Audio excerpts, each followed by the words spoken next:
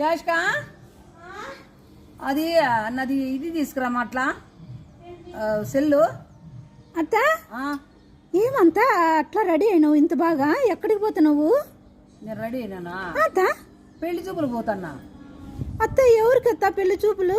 యాష్కాకి పెళ్లి చేస్తే నీకు అల్లుడు వస్తాడని పెళ్లి చేద్దామని.